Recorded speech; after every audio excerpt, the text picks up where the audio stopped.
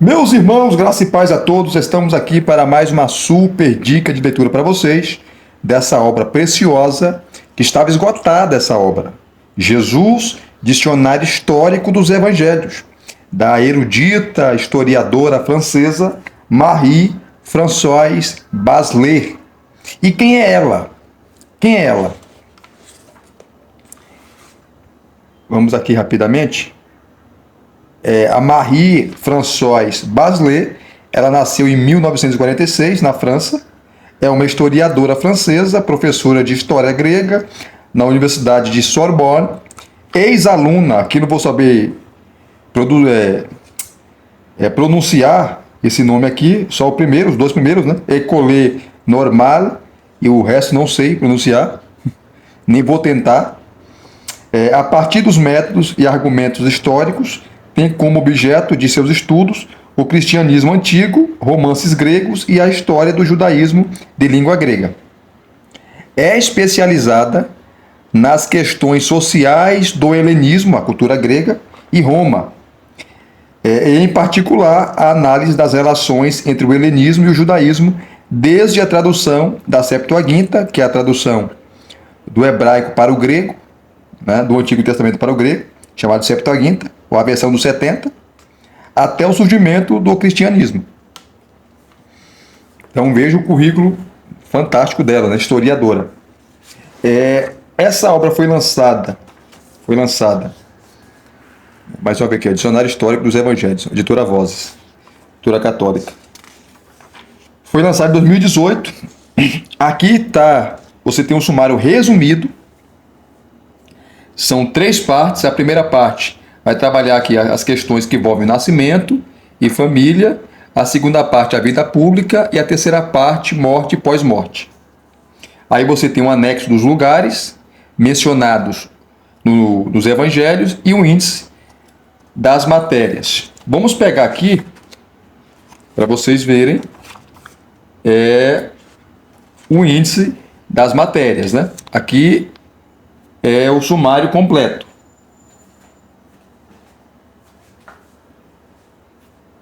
A primeira parte está aqui, ó, nascimento e família, tá vendo? E aqui tem aquilo que ele trabalha, né? Começando com os anúncios angélicos, mostrando que tanto o anúncio de João Batista como o anúncio de Jesus foram prenunciados por um anjo, a saber, Gabriel.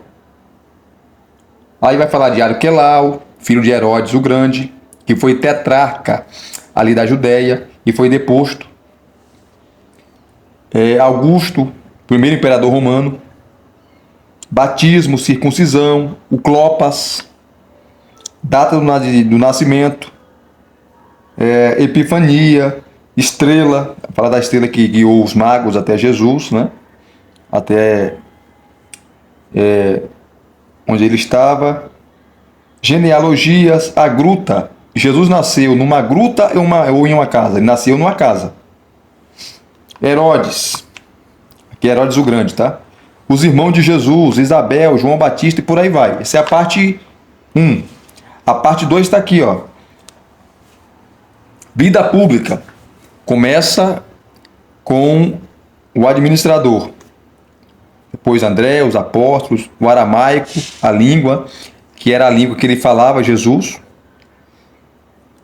Bartimeu, Bartolomeu, Belzebu, bodas de Caná, casa. E aqui tem muito mais coisa sobre a parte 2. Muita coisa. Show, né? Satanás, Simão, a sinagoga, o sinédrio. Explicando aí, o Tibério, né? Que é o imperador romano. Foi esse imperador que estava no poder quando Jesus começou o seu ministério. Quando ele nasceu, não. Quando Jesus nasceu, o imperador era o Augusto César. Mas quando ele iniciou seu ministério, o imperador era o Tibério César. Que era um pedófilo, né? Era um pedófilo. Ele dormia com várias crianças e molestava essas crianças. Inclusive Calígula, né? Que sucedeu Tibério. Ele era molestado por Tibério, né? Depois vem a parte 3, que vai trabalhar morte e pós-morte, né? O tema. as aparições pascais, depois da ressurreição, a nasce, a ascensão. Olha aqui, ó. Flagelação. Olha só, o pretório romano. O que era o pretório romano? Prisão, Pilatos, Pôncio Pilatos, procurador romano, né? Governador romano, a Via Sacra, os Zelotas, que era os grupos, era um grupo radical que era contra o Império Romano, o domínio romano ali em Jerusalém, e foi por causa deles, os Zelotes, né, que o templo foi destruído no ano 70, da rebelião que eles provocaram. Tito foi lá, general romano, destruiu tudo, destruiu o templo, Jerusalém, matou milhares de judeus, uma boa parte ele matou crucificado, crucificou milhares. O cara era cruel, tá? Devido os zelotas aqui, ó. Inclusive um discípulo de Jesus, apóstolos, era zelote. E Jesus chamou um radical para ser seu discípulo. Veja que Jesus não tem preconceito com ninguém, né? E aqui você tem os anexos. O que são os anexos, Elias? São os lugares que os evangelhos falam, tá? Eu vou pegar alguns aqui, ó. Mostrar para vocês. Está na página 167. Como por exemplo aqui, ó. Vamos pegar um lugar aqui. Corazim, Decápole, Gerasa, Enon. Enon. Não é muito conhecido, né? Está na página 177. Então você vem na página 177.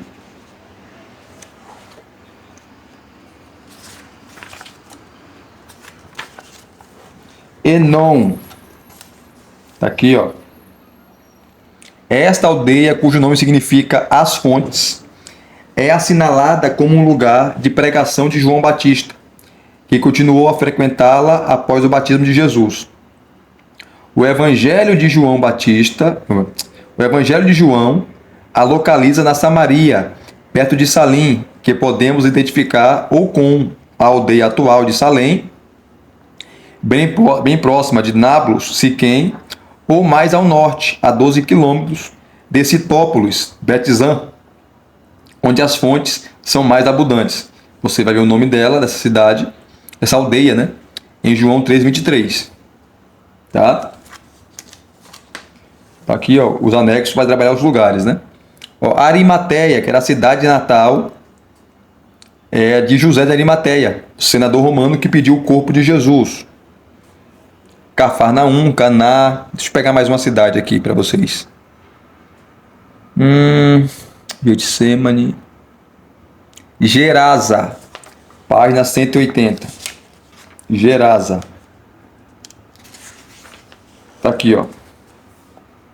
Cidade da Decápole, situada no interior da região, onde o Evangelho de Marcos situa um exorcismo operado por Jesus.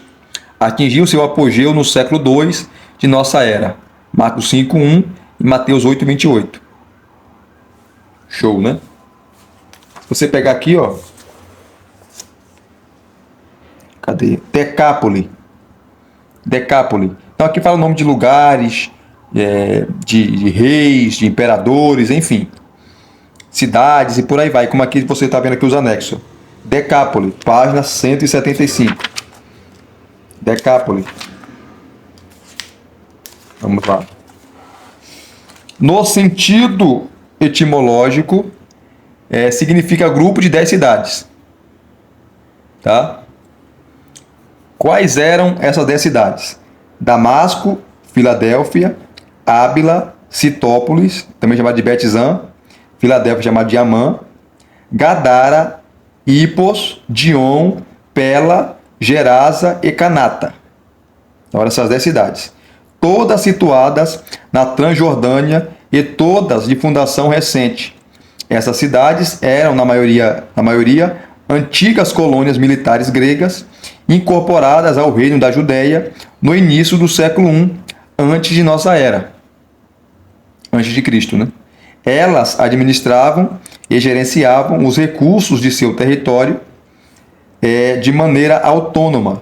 Esta rede urbana abre a pregação de Jesus para o mundo exterior ao judaísmo, aos gentios, né?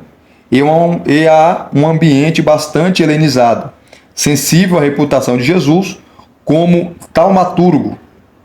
Ali ele curou um possesso e um surdo mudo. Foi ali em Decápolis onde curou, expulsou aquela legião do Gadareno, né?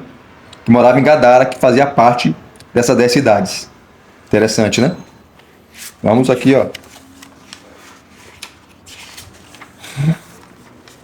Eu ia mostrar mais uma cidade, mas vou pegar agora. Vamos pegar a parte 1 aqui, ó. Trabalha nascimento e família, ela trabalha, né? Vamos pegar aqui. O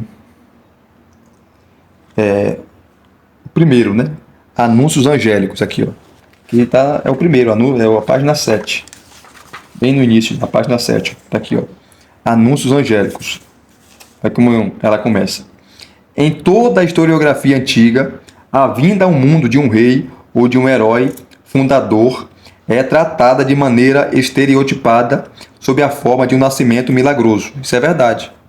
Alexandre o Grande, os grandes reis são retratados por seus historiadores sempre, quando vai retratar o seu nascimento, como um fato milagroso, enfim. É claro que ela não está dizendo aqui que Jesus também, o seu relato de nascimento é um mito, é uma lenda, não.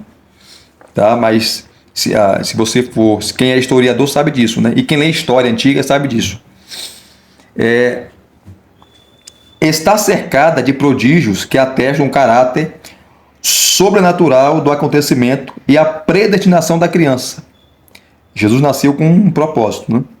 Os dois evangelhos da infância, o de Mateus e o de Lucas, não fogem à regra, iniciando com cenas de anúncio que introduzem um motivo bíblico original, uma visão ou uma aparição angélica. Nesse caso, Gabriel, né?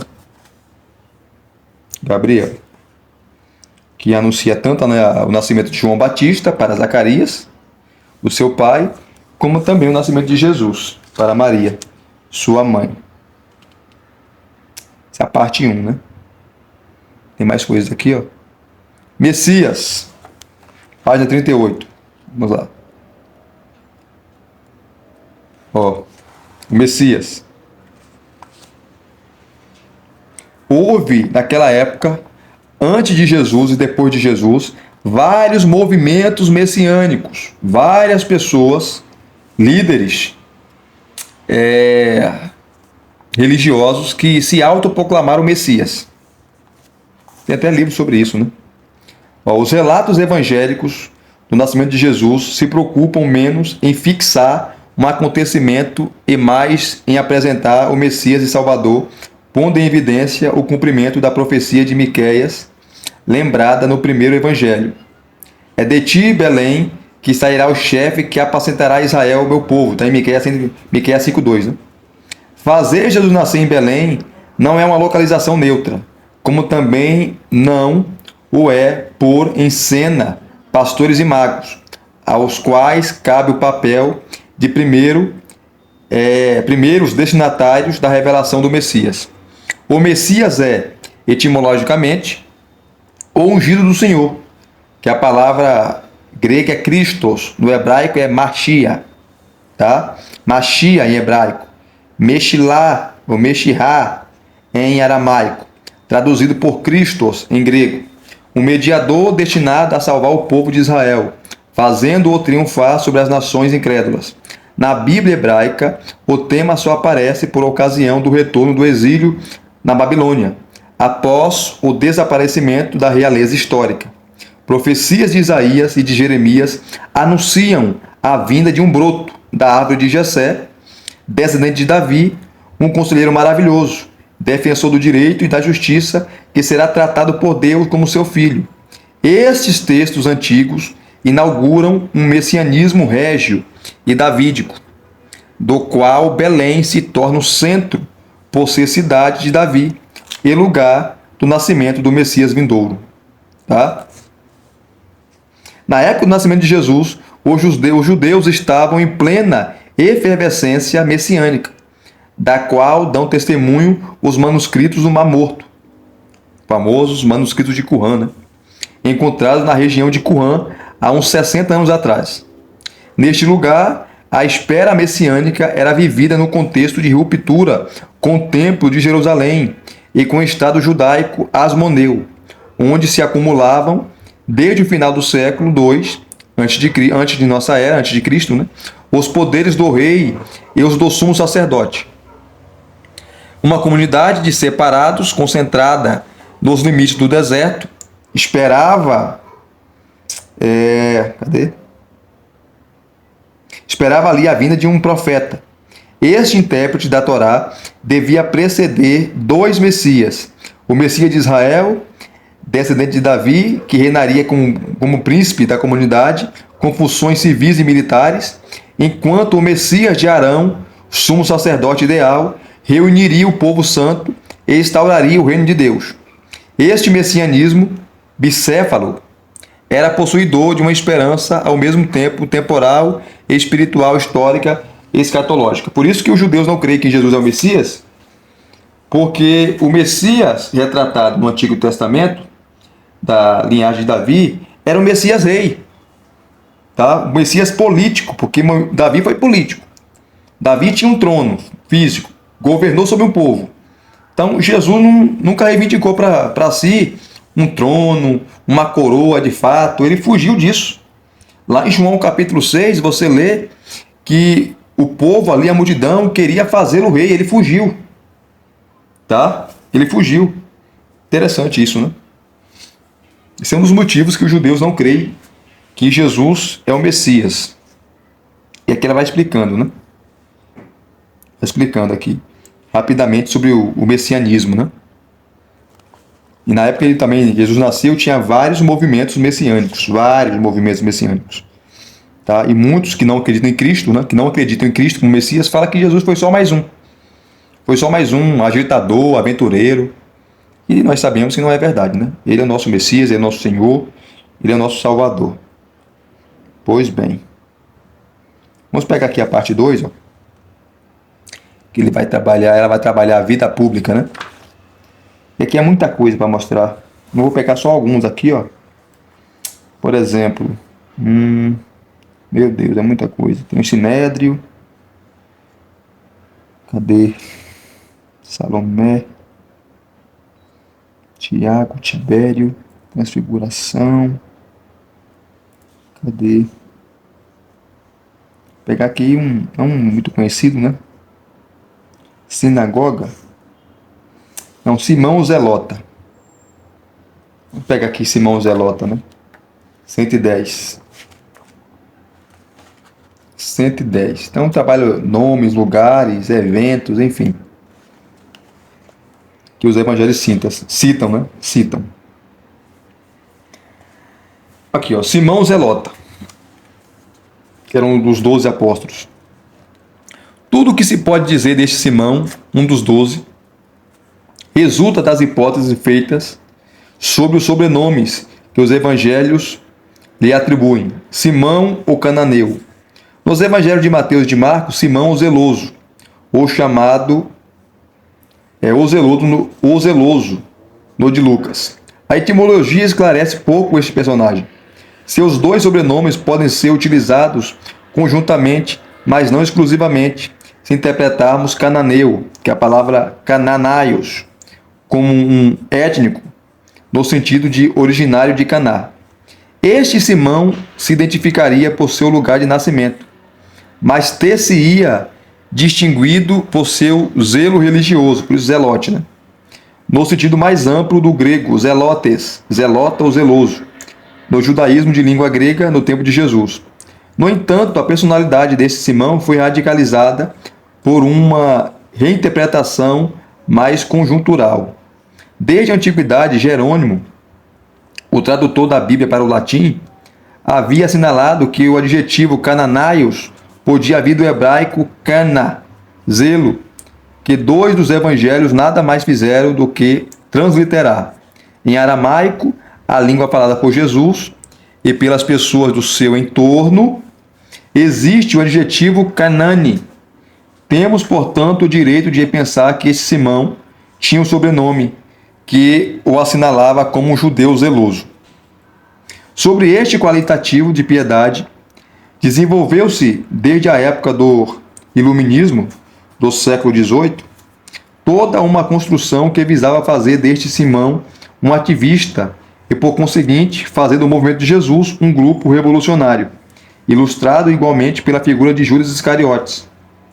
Com efeito, o historiador Flávio Joséfo havia reservado o termo zelota para individualizar um movimento recente do judaísmo de seu tempo, adepto da violência religiosa e principal artífice da sublevação contra a dominação romana entre os anos 67 e 68 d.C. Então, os zelotes eram um grupo religioso radical que era contra a dominação romana ali em Israel, em Jerusalém. Tá? E ela vai explicando aqui. Sempre você vai ter as referências no final, né? E outras referências que ela vai dar. Você procurar aqui, ó, Caná, os irmãos de Jesus, os 12, referências ligadas ao tema. Vamos pegar outra aqui, a parte 2. Os Herodianos. Herodianos. Aqui, ó. Os fariseus.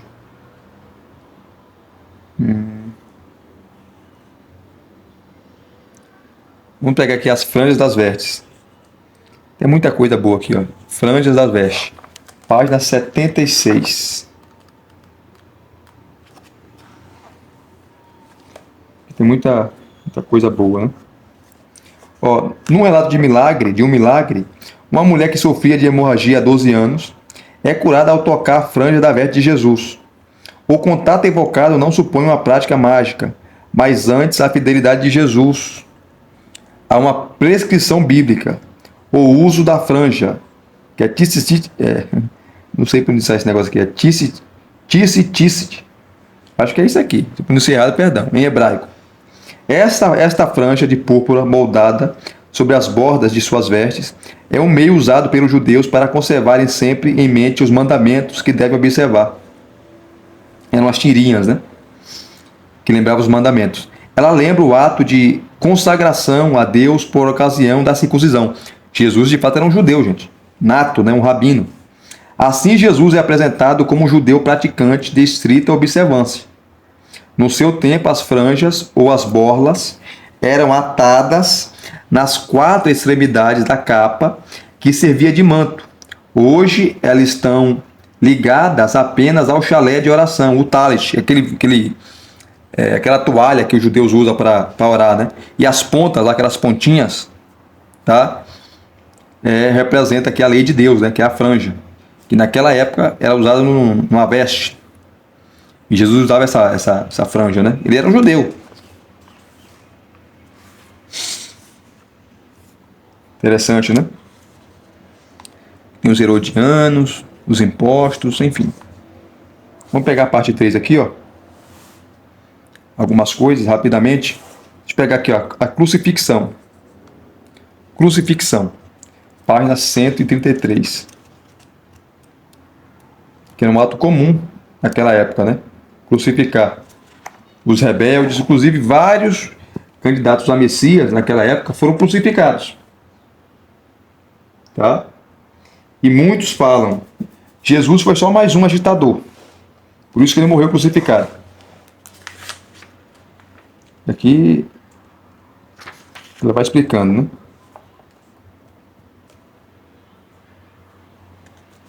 Só rapidamente aqui, ó, sobre a crucificação, né? A crucificação era o castigo dos indivíduos reconhecidos culpados de alta traição, seja qual fosse sua posição. O suplício não era reservado apenas aos escravos e aos fora da lei, contrariamente ao que sugere a história popularizada de Espartaco. Na história do Oriente Persa, grego e romano, chefes de cidade, conjurados, notáveis ou príncipes rebeldes foram crucificados. Em Jerusalém, fariseus o haviam sido sob o rei judeu Alexandre Janeu, por volta do ano 100 a.C., né? A comunidade judaica de Qumran a admitia como castigo de certos crimes. O efeito buscado tinha em vista não tanto a dessocialização e a desumanização, tá, do criminoso, quanto à duração da execução e o seu caráter espetacular destinado a servir de exemplo.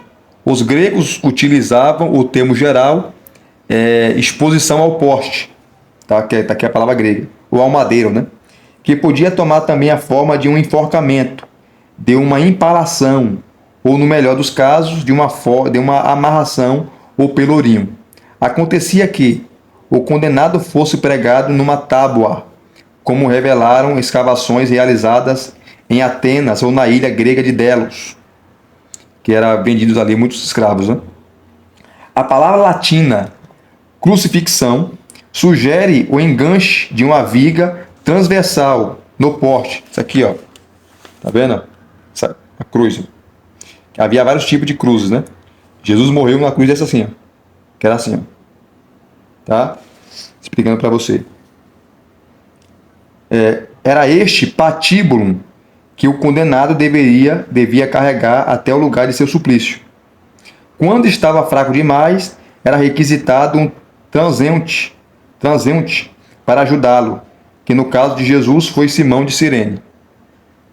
Jesus foi pregado na cruz.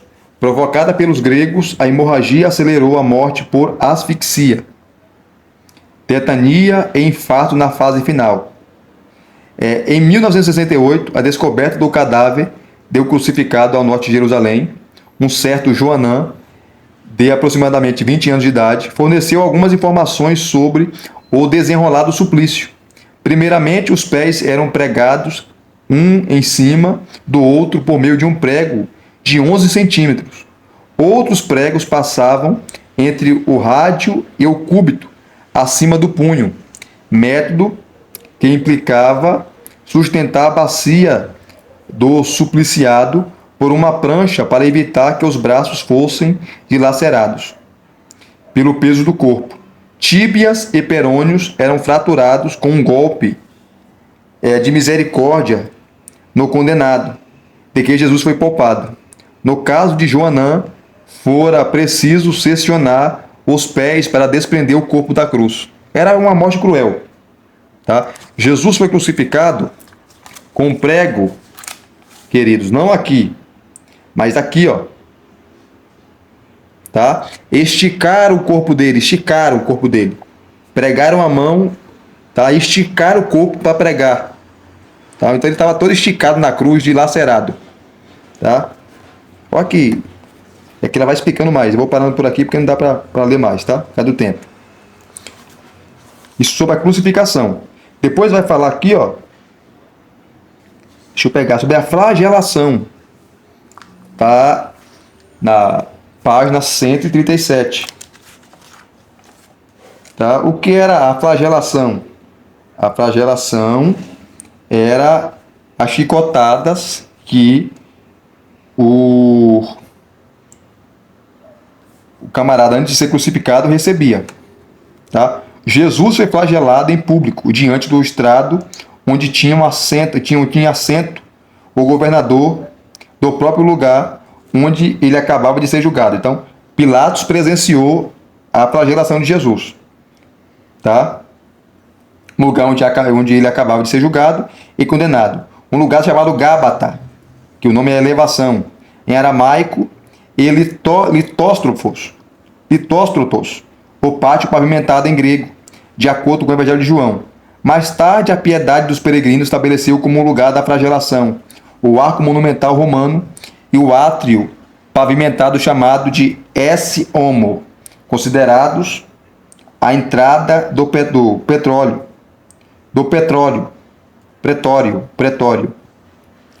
de Pilatos, embora hoje se tenha certeza de que este conjunto monumental data do século II e assinala a entrada de um campo de legionários estabelecidos posteriormente. Um filme que chega mais perto disso, é o melhor filme sobre isso, é de 2004, A Paixão de Cristo, do Mel Gibson, que mostra a flagelação de Jesus. Meu Deus.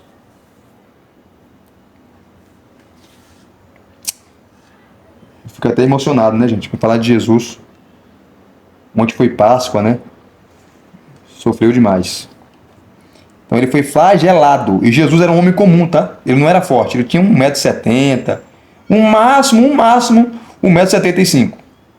Tá? Ele não tinha um corpo... Não era forte, musculoso. Então ele apanhou demais. Foi flagelado.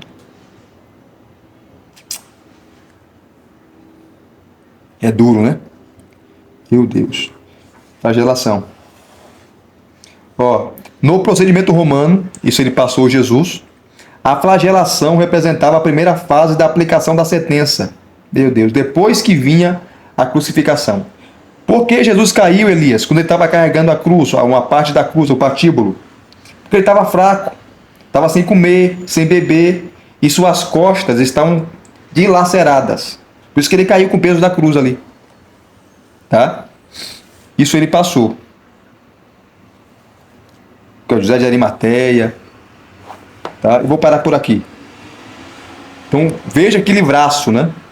Jesus, Dicionário Histórico dos Evangelhos, de Marie-Françoise Baslet. Se vocês gostaram de mais uma dica de leitura, deixa aqui o seu like, deixa aqui os seus comentários, se inscrevam no canal se você não é inscrito e acione o sininho para receberem todas as notificações. Graça e paz mais uma vez. Muito obrigado a todos. Até as próximas indicações.